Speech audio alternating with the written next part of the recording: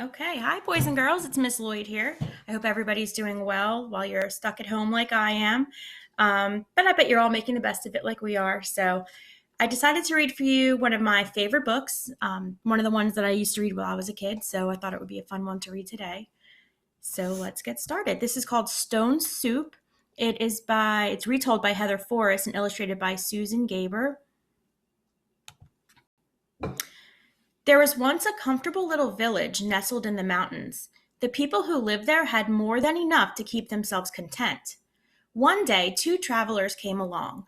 Their coats were tattered, their hats were torn, their dusty shoes had holes in their soles.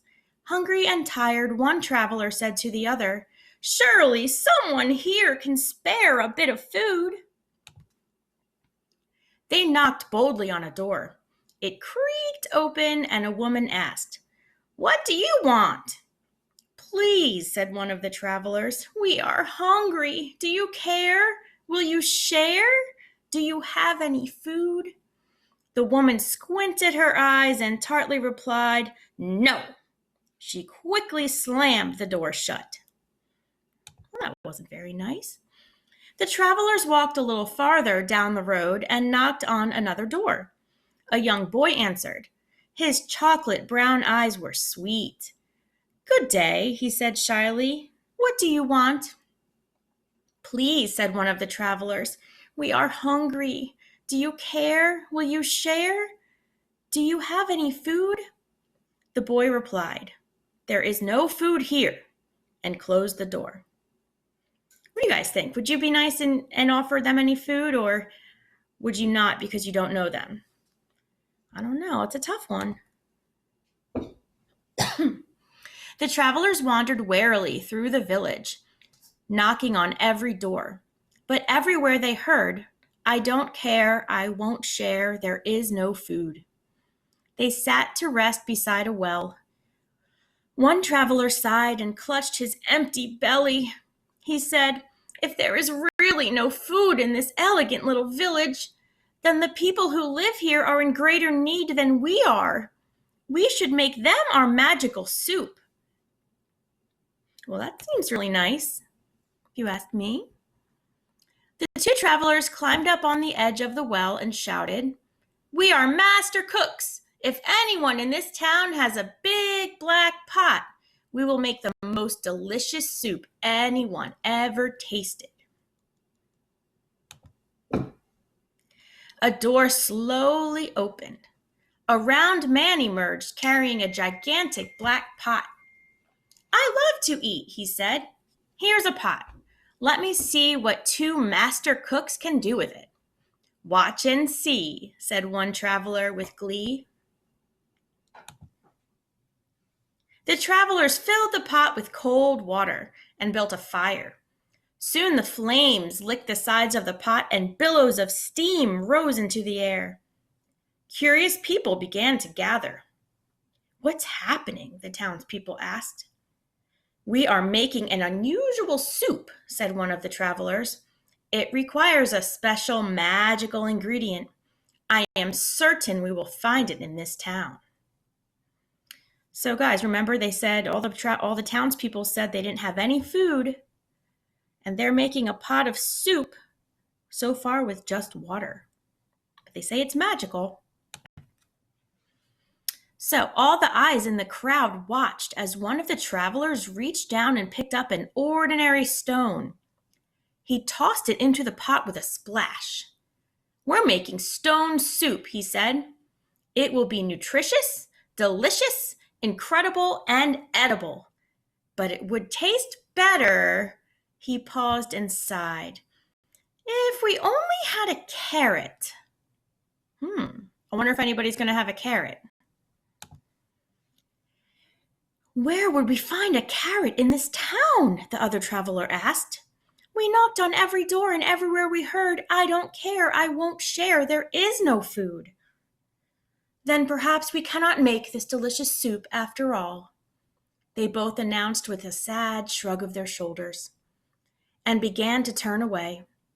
A child timidly raised her hand and said, "Wait, I might have a small carrot." So now, suspiciously, they might actually have some food. Excellent, shouted the travelers. Bring what you've got. Put it in the pot. We're making stone soup. This magical soup would taste even better if we had a potato, they added. A deep voice in the back of the crowd called out, I have a potato.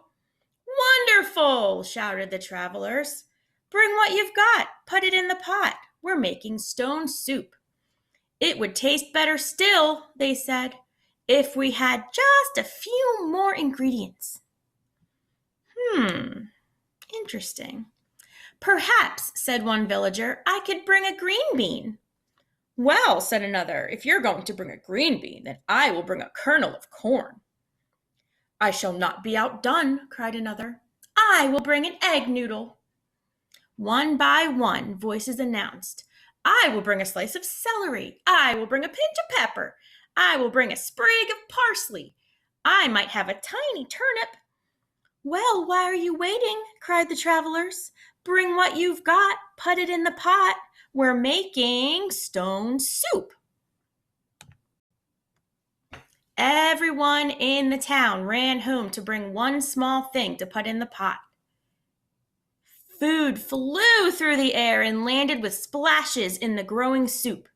Soon the huge pot was full and simmering. A wonderful smell drifted through the air. Guys, I'm thinking these two were very clever. They realized that they can trick the townspeople into bringing some ingredients. The soup's looking pretty good to me. The smell was so tempting, people brought out bowls, spoons, chairs, and tables. They placed hearty loaves of bread, chunks of cheese, and bowls of fruit on the tablecloths. Everyone came to taste the soup and marveled at the flavor. It's amazing, said one woman. These two travelers make such a delicious soup out of a stone? Out of a stone, said the travelers with a grin. And a magical ingredient, sharing.